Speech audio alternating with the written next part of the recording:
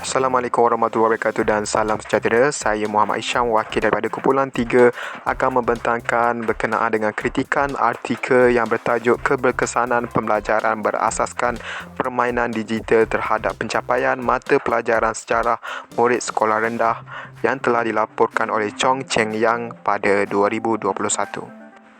Kumpulan kami terdiri daripada 4 pelajar, iaitu saya Muhammad Isyam bin Maknawi, Nazran Iltisham bin Ghazali, Ifah binti Khairul Anwar, Nurul Najihah binti Syariat Amin. Assalamualaikum, saya Nazran Iltisham akan membentangkan bahagian pengenalan. Pertama sekali adalah tujuan kajian. Kajian ini dilakukan untuk mengkaji keberkesanan pembelajaran berasaskan permainan digital berbanding pembelajaran biasa. Seterusnya, mata pelajaran yang dipilih adalah subjek sejarah tahun 5 di sebuah sekolah jenis kebangsaan Cina di Seremban yang melibatkan 62 orang murid. Instrumen kajian adalah ujian pencapaian antara dua kumpulan, iaitu kumpulan rawatan dan kumpulan kawalan. Kumpulan kawalan adalah mereka yang menggunakan pembelajaran komputer yang biasa, manakala kumpulan rawatan adalah mereka yang didedahkan dengan PBPD. Untuk objektif kajian pula, penulis meletakkan sebanyak 4 objektif. Yang pertama, mengenal pasti min skor ujian pra mata pelajaran sejarah bagi kumpulan yang menggunakan PBPD dan kumpulan yang tidak menggunakan PBPD. Yang kedua, mengenal pasti min skor ujian pasca mata pelajaran sejarah bagi kumpulan yang menggunakan PBPD dan kumpulan yang tidak menggunakan PBPD. Yang ketiga, mengenal pasti perbezaan min skor antara ujian pra dengan ujian pasca subjek sejarah bagi kumpulan yang menggunakan PBPD dan kumpulan yang tidak menggunakan PBPD. Dan yang terakhir, mengenal pasti perbezaan pencapaian mata pelajaran sejarah antara kumpulan yang menggunakan PBPD dan tidak menggunakan PBPD. Saya, Nurul Najihah binti Syariat Amin, akan menerangkan mengenai kritikan teknikal. Artikel ini memaparkan penyusunan idea dan organisasi yang lengkap dan teratur, bermula dari penulisan abstrak, pengenalan, penyataan masalah, objektif kajian, metodologi kajian, dapatan dan perbincangan serta kesimpulan. Seterusnya, penggunaan bahasa yang digunakan adalah bersesuaian, ringkas dan padat. Sebagai contoh, penggunaan ayat bahagian persoalan kajian juga amat menarik dan membuatkan pembaca tertanya-tanya dan teruja untuk mengetahui isi kandungan seterusnya. Namun begitu, terdapat beberapa kesalahan ejaan dalam artikel ini. Selain itu, penulis menyampaikan idea-idea yang bernas serta dapatan kajian yang begitu jelas mengenai kajian yang dijalankan, di mana ianya amat penting dalam penghasilan satu kajian yang berguna. Secara keseluruhannya, penulisan artikel ini pada tahap yang baik dan memuaskan.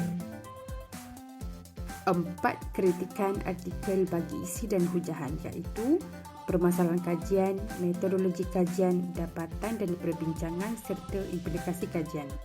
Idea 1 iaitu permasalahan kajian, di mana permasalahan kajian yang digunakan tepat iaitu untuk mengatasi masalah pembelajaran sejarah yang kurang menarik dan susah difahami yang membawa kepada penurunan pencapaian dalam mata pelajaran ini. Kritik idea 2. Metodologi kajian tidak lengkap kerana pengkaji tidak menghuraikan pendekatan pedagogi pengajaran serta reka bentuk instruksi yang digunakan dalam kajian, di mana pedagogi dalam reka bentuk ini haruslah menepati objektif KSSR sejarah, iaitu penghayatan kepentingan sejarah, tokoh-tokoh, semangat patriotik dan lain-lain. Kritik idea 3. Dapatan kajian tidak menunjukkan keabsahan dan kebolehpercayaan dengan kenyataan, iaitu PBPD mampu meningkatkan pencapaian dalam mata pelajaran sejarah.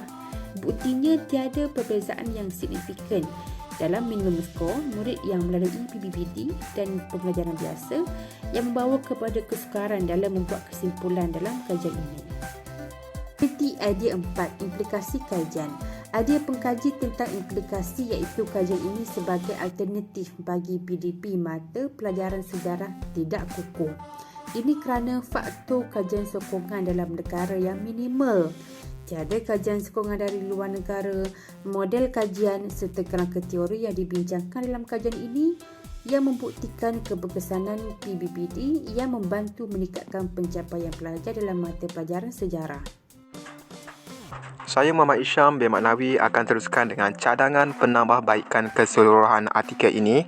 Okey, yang pertama, pengkaji perlu membuat sorotan kajian berkenaan dengan tajuk pembelajaran berasaskan permainan digital dan melalui kajian tersebut, pengkaji akan dapat jadikan panduan untuk menyusun idea dan contoh setiap subtopik yang hendak dikupaskan secara lebih terperinci berkenaan dengan keberkesanan PBPD terhadap pencapaian mata pelajaran sejarah murid sekolah rendah. Dan pengkaji juga perlu membuat semakan kesalahan ejaan setiap isi kandungan dan huraian di dalam artikel ini secara berperingkat agar setiap kesalahan ayat dapat diperbaiki dari masa ke semasa. Hal ini kerana kesalahan sebegini akan menurunkan nilai kualiti artikel yang hendak diterbitkan.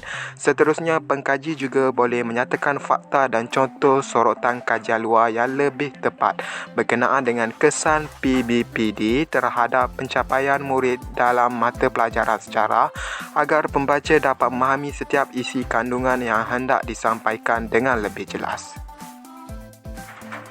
Seterusnya, setiap idea, huraian dan contoh berkenaan dengan keberkesanan PBPD perlulah menepati KSSR subjek sejarah yang telah ditetapkan oleh Kementerian Pendidikan Malaysia.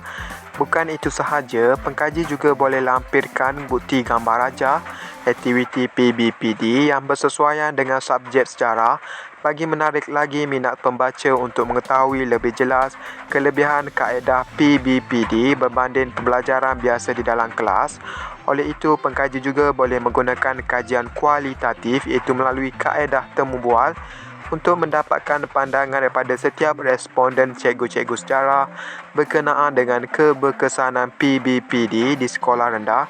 Setiap pandangan yang diberikan oleh responden juga akan menjawab satu persatu persoalan kajian secara lebih jelas dengan bukti jawapan yang telah diberikan.